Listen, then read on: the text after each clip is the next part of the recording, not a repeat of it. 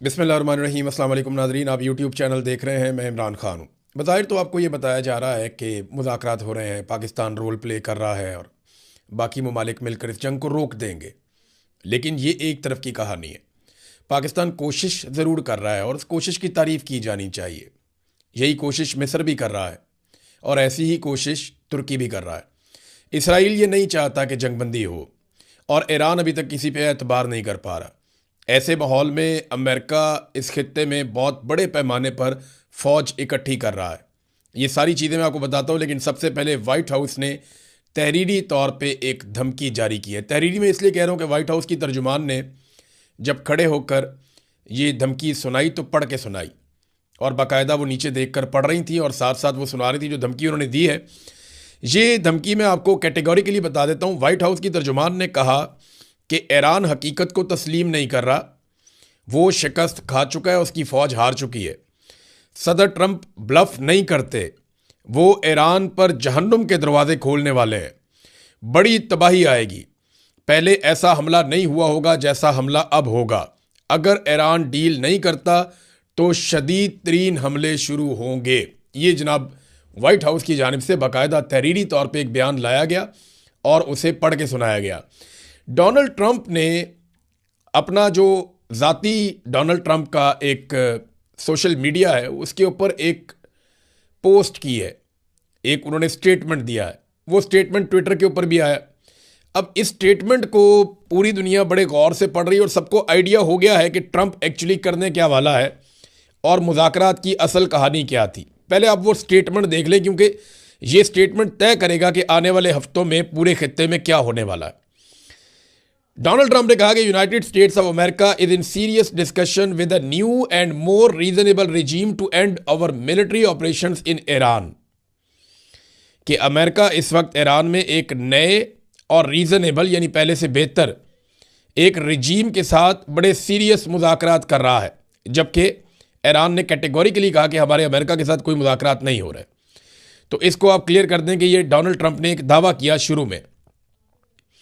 Great progress has been made but if for any reason, यानी हम आगे बढ़ रहे हैं लेकिन अगर कोई वजह बन जाती है, a deal is not shortly reached, अगर फौरी तौर पे कोई डील नहीं होती, which it probably will be, and if Hormuz straight is not immediately open for businesses, और अगर फौरी तौर पे कोई डील नहीं होती और आबनाए हुर्मुज़ को फौरी तौर पे कारोबार के लिए नहीं खोला जाता, we will conclude our lovely stay in Iran by blowing up and completely obliterating all of the electric generating plants, oil wells and Kharg Island and possibly all desalination plants. अब इसको ज़रा आप गौर कर लें कि वो करने क्या जा रहा है। डोनाल्ड ट्रंप ने कहा कि अगर अभी डील नहीं होती और आबनाए हुर्मुज़ को फौरी तौर पे नहीं खोला जाता तो हम करेंगे क्या? हम इनके जितने भी प्लांट्स हैं उनको तबाह कर देंगे, बिजली पैदा करने वाले प्लांट्स को भी तबाह करेंगे, तेल के कुओं को भी आग लगा देंगे, खारक के जजीरे को भी तबाह कर देंगे, और पानी को साफ़ करने वाले जितने प्लांट्स हैं उनको भी पॉसिबली हम तबाह कर देंगे। और अभी तक हमने इनको टच नहीं किया, ट्रंप ने यह भी कहा। और उसने कहा यह बदला होगा उन बहुत सारे फौजियों और दीगर लोगों के कत्ल का जिन्हें ईरान के 47 साला दहशत गर्दी फैलाने वाले रजीम ने कत्ल किया था। अब ये डोनाल्ड ट्रंप की एक वाज़ेह धमकी है। डोनाल्ड ट्रंप क्या मांग रहा है? डील, ईरान हमारे साथ डील करे, फौरी तौर पे आबनाए हुर्मुज़ को खोले। ये डोनाल्ड ट्रंप ने कैटेगोरिकली मांगा। व्हाइट हाउस क्या कह रहा है कि ईरान डील करे, शिकस्त तस्लीम करे। ईरान कह रहा है हम जंग हारे ही नहीं। अमरीकी जर्नल्स कह रहे हैं कि ईरान जंग नहीं हारा। दुनिया ये मान रही है कि ईरान ने बेहतरीन जंग लड़ी है और ईरान जंग नहीं हारा, वो बदस्तूर हमले कर रहा है। अभी उन्होंने 36 घंटे 48 घंटे पहले सऊदी अरब के अंदर अमरीका के बड़े बड़े तैयारे तबाह कर दिए। रोज़ाना की बुनियाद पर वो अमेरिका को कोई ना कोई नया एक सरप्राइज दे देते हैं, लेकिन उसके बावजूद अमेरिका लगातार कह रहा है कि शिकस्त तस्लीम करो, हार मान लो और हमारे साथ डील कर लो और हमारे मुतालबात तस्लीम करो। देखिए, जंग में जो मुतालबात आप नहीं मनवा पा रहे वो आप टेबल के ऊपर तो मनवा ही नहीं पाएंगे, ये तो सवाल ही पैदा नहीं होता। ये कॉमन सेंस इस बात को नहीं मानती। एक तरफ डोनाल्ड ट्रंप ये दावे कर रहा है कि जी मुज़ाकरात हो रहे हैं, पाकिस्तान बातचीत कर रहा है। देखिए, पाकिस्तान जो बातचीत कर रहा है वो कोई अमेरिका की मोहब्बत में नहीं कर रहा। लाजमी बात है, पाकिस्तान के जो हुक्मरान हैं उन्होंने एक जूते पॉलिश करने की पॉलिसी अपनाई हुई है और वो डोनाल्ड ट्रंप को हमेशा खुश रखना चाहते हैं। मिसाल के तौर पर डोनाल्ड ट्रंप ने बड़ी घटिया और गलीज ज़ुबान इस्तेमाल की खादमैन हरमैन शरीफैन मोहम्मद बिन सलमान के बारे में, तो शहबाज शरीफ ने डोनाल्ड ट्रंप के बारे में एक लफ्ज़ नहीं बोला, आसिम मुनीर ने भी नहीं बोला, किसी ने नहीं बोला, कोई भी खादमैन हरमैन शरीफैन के साथ खड़ा नहीं हुआ। इसी किस्म का कोई एक जुमला अगर ईरान का कोई लीडर बोल देता तो आप देखते कि ये बाजू टोंके आ जाते सारे के सारे मैदान में। तो डोनाल्ड ट्रंप को ये खुश ज़रूर रखते हैं, लेकिन इस जंग को ख़त्म करना पाकिस्तान की ज़रूरत है और खित्ते के बाकी ममालिक की ज़रूरत है। वो सब जानते हैं कि अमेरिका का कुछ नहीं बिगड़ेगा, हमारा बेड़ा गर्क हो जाएगा यहाँ पे इस खित्ते के अंदर। लिहाजा सारे इस जंग से बचने के लिए अपने अपने तौर पे कोशिश कर रहे हैं, लेकिन अमेरिका इन मुज़ाकरात की आड़ में खामोशी के साथ मशरिक़ वस्ता में या खलीजी ममालिक में अपनी अस्करी ताकत को बढ़ा रहा है। न्यूयॉर्क टाइम की रिपोर्ट है, ये मैं आपके सामने रख रहा हूँ। न्यूयॉर्क टाइम की रिपोर्ट के अंदर यह दावा किया गया है कि मिडल ईस्ट में अमरीकी फ़ौजियों की तादाद बढ़ते बढ़ते 50,000 से ज़ायद हो चुकी है, जबकि इस हफ्ते और अगले हफ्ते मज़ीद अमरीकी फ़ौज, उनकी कुमक पहुँच रही है, उनके हथियार पहुँच रहे हैं। एक और ख़बर यह है कि जो इंटरसेप्टर्स, वो मिज़ाइल्स जो आने वाले मिज़ाइलों को रोकते हैं, उनकी तादाद को 3 गुना बढ़ा दिया गया है। उनकी प्रोडक्शन को बहुत तेज़ कर दिया गया है ताकि ईरान की जानिब से मुस्तकबिल में होने वाले हमलों को रोका जा सके। अब अगर अमेरिका तबाह कर देगा ईरान के अंदर पावर प्लांट्स को, अमेरिका अगर तबाह कर देगा ईरान के अंदर वाटर सैलिनेशन प्लांट्स को, और अगर वो वहाँ पे तेल के कुओं को आग लगा देगा, खारक पे कब्ज़ा करके उसको आग लगा देगा या तबाह कर देगा, तो इसके नतीजे में ईरान भी ऐसे ही करेगा। ईरान कह चुका है कि वो ये सारा कुछ उन ममालिक के साथ कर देगा जो अमेरिका को अड्डे फराम करेंगे या मदद फराम करेंगे, ये सारा कुछ ईरान के साथ करने के दौरान। यानी अमेरिका जिन जिन मुल्कों पे बैठ के ईरान के साथ जुल्म करेगा, ईरान वापस उन मुल्कों के साथ वही करेगा। ये ईरान ने कैटेगोरिकली कहा हुआ है। तो क्या अरब ममालिक इसके लिए तैयार है? लेकिन अरब ममालिक में 50,000 से ज़ायद अमरीकी फ़ौजी पहुँच चुके हैं और इस बात का दावा किया जा रहा है कि एक बड़ा ज़मीनी हमला आने वाले दिनों में अमेरिका कर सकता है। और ये न्यूयॉर्क टाइम की रिपोर्ट भी है, वाशिंगटन पोस्ट की रिपोर्ट भी है, और तमाम रिपोर्टें ये कह रही हैं कि ज़मीनी हमला अमेरिका करने का प्लान कर रहा है और इसीलिए बड़ी तादाद में वो फ़ौजी इकट्ठे कर रहा है। तो क्या ये मुमकिन होगा अमेरिका के लिए कि ईरान में चले जाएं अपनी फ़ौज को लेकर और वहाँ से फिर निकल भी आएँ अपने टाइम पे? देखिए, ईरान में घुसने का रास्ता तो आसान है, लेकिन वहाँ से आप निकलेंगे कब, ये फैसला तो फिर ईरान की अवाम और वहाँ की फ़ौज करेगी।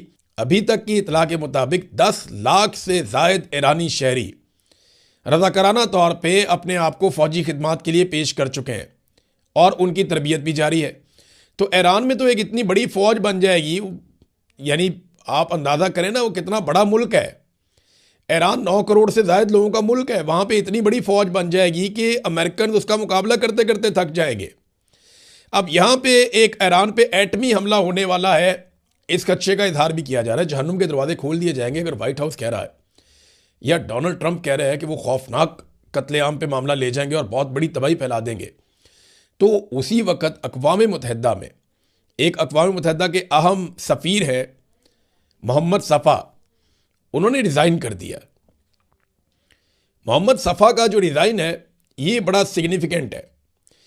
इन्होंने ये कहा कि, और ये अक़वाम मुत्तहिदा के अहम सफ़ीर है, ये बड़ी अहम ड्यूटीज़ करते रहे अक़वाम मुत्तहिदा के साथ, और इन्होंने कुछ हसास मालूमात लीक कर दी हैं। इनका दावा यह है कि अक़वाम मुत्तहिदा अंदरूनी खाना उन हालात के लिए तैयारी कर रहा है जब ईरान के ऊपर एटमी हमला किया जाएगा, और ये हमला ईरान के किसी बड़े शहर पे जैसे कि तेहरान वगैरह पे हो सकता है।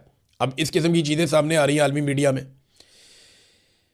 इन्होंने जो ट्वीट किया जिसमें इन्होंने रिज़ाइन किया कि मैं अब अक़वाम मुत्तहिदा के साथ काम नहीं कर रहा और मैं पीछे हट रहा हूँ, मैं इतना बड़ा बोझ नहीं उठा सकता कि अक़वाम मुत्तहिदा तैयारी कर रहा है एक मुबैना एटमी हमले की और उसके बाद की सिचुएशन की जो ईरान के ऊपर होगा।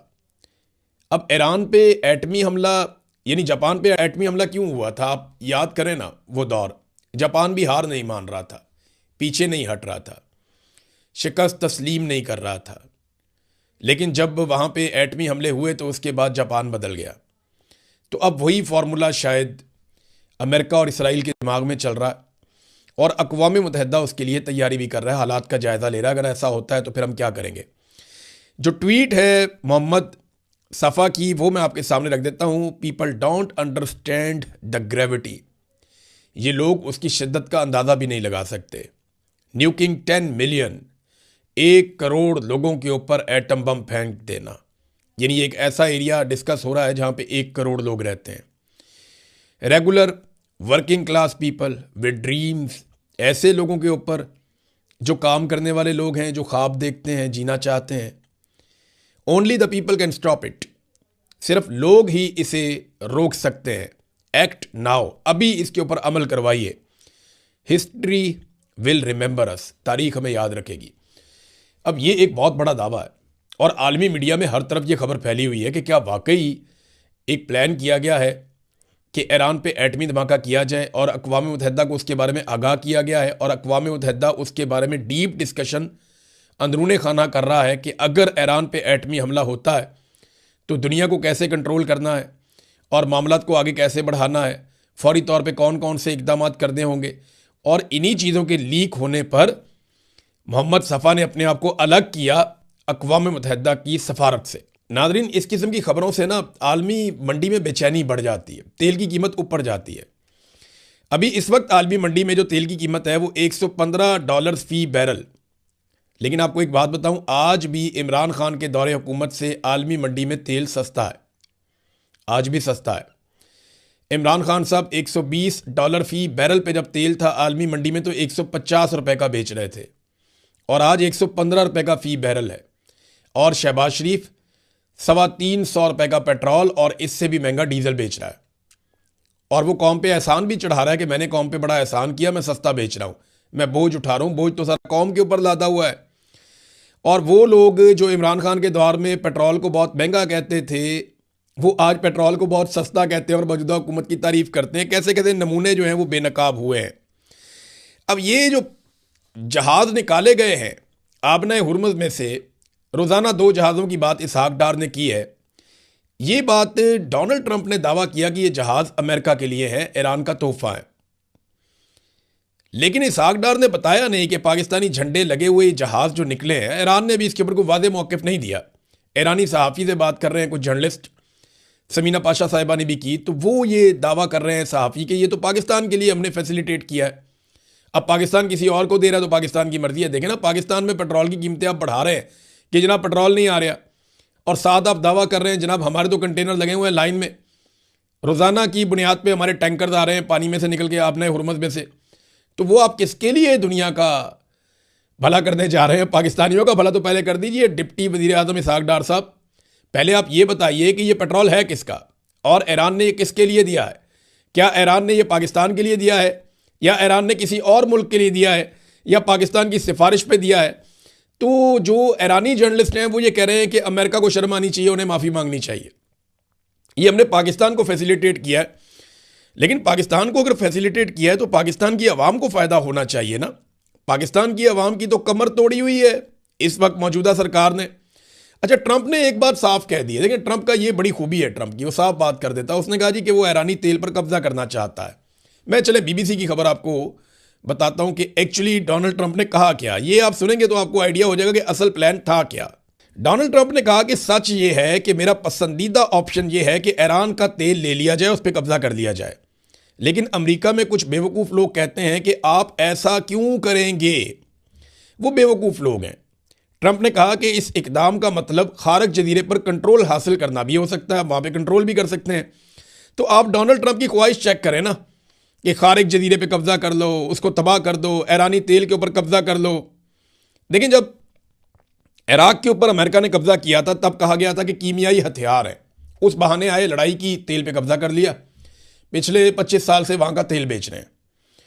फिर इसी तरह लीबिया में किया गया, इल्ज़ामात कुछ और थे, अटैक किया गया, कर्नल कद्दाफी को बाहर किया गया और कब्जा कर लिया गया। अब बड़ी बड़ी रिफाइनरीज उनके कंट्रोल में, अमेरिकन कंपनियों के। यही कुछ जो है वो वेनेजुएला में किया गया। एक दौर में इराक को कहा गया कुवैत के ऊपर अटैक कर दो, इराक ने कुवैत पे अटैक किया, साथ ही इन्होंने इराक को मारा और कुवैत के ऊपर भी अपना कंट्रोल ले लिया, उसके तेल के ऊपर भी। जो अरब ममालिक हैं उनका जो तेल निकलता है उसके ऊपर भी अमेरिका का कंट्रोल रहता है। अब वेनेजुएला में इल्ज़ामात क्या थे कि जनाब ये स्मगलिंग करते हैं, इनके ऊपर स्मगलिंग के पर्चे हैं, मुकदमा थे, इनको नहीं छोड़ना, उनका सदर उठा के ले गए और बाद में तेल पे कब्जा कर लिया। डोनाल्ड ट्रंप ने अपने मुंह से कहा जी तेल चाहिए था। और यहां पे अब ईरान की लड़ाई में भी डोनाल्ड ट्रंप के मुंह से निकल गया जनाब तेल चाहिए। ये जो खारक जजीरे वाला मामला ना, ये नया नहीं है। ये खारक जजीरे वाला मामला बहुत पुराना है। 1980 से 1988 के दरमियान ईरान इराक वॉर चल रही थी। उस दौर में बतौर एक कारोबारी शख्सियत डोनाल्ड ट्रंप ने इंटरव्यू दिया था। ये आज से 40 साल पुरानी बात है। और तब भी डोनाल्ड ट्रंप ने कहा था गार्डियन अखबार को इंटरव्यू देते हुए कि अगर ईरान ने अमरीकी ठिकानों पर हमला किया तो जजीरा खारक पर कब्जा कर लिया जाएगा। यानी उस दौर में भी डोनाल्ड ट्रंप के दिमाग में यही बात चल रही थी कि खारक जजीरे पे कब्जा किया जाए। पुराना ख्वाब है, ऐसा नहीं है कि डोनाल्ड ट्रंप पहली मरतबा इस जजीरे को जानता है। डोनाल्ड ट्रंप को बहुत पुराना पता है कि ये जजीरा क्या है, इसकी अहमियत क्या है और इस पर कब्जा करना कितना बड़ा फ़ायदा हो सकता है। 40 साल पुरानी कहानी, आप अंदाज़ा करें। नाज़रीन, दूसरी जानिब ईरान भी लगातार हमले कर रहा है और ईरान अपने हथियार भी जमा कर रहा है, अपनी तवानाइयाँ भी इकट्ठी कर रहा है कि अगर बड़ा हमला किया जाए तो ईरान भी बड़ा जवाब देगा। गुज़िश्ता रोज़ इसराइल और अमेरिका ने ईरान में बमबारी की, उनके जो पावर स्टेशन हैं उन पे अटैक किया तो तेहरान का एक बड़ा हिस्सा अंधेरे में डूब गया। अब उसके जवाब में तेहरान ने पहले तो रिकवर किया अपनी बिजली को। मैंने आपको बताया था कि ईरान का बिजली का निज़ाम जो है सेंट्रलाइज नहीं है। आप पूरे ईरान की बिजली बंद नहीं कर सकते, वो अपनी बिजली बहाल कर लेंगे। और उन्होंने अपनी बिजली बहाल कर ली चंद घंटों के बाद। और उसके जवाब में ईरान ने हीफा ऑयल रिफाइनरी जो इसराइल में है उसको तबाह कर दिया। उस पर बहुत बमबारी की है, पूरी तबाह तो नहीं हुई लेकिन उसका एक पोर्शन जो है वहाँ पे आग लगी हुई है अभी तक। और हीफा पे उन्होंने वापस अटैक कर दिया।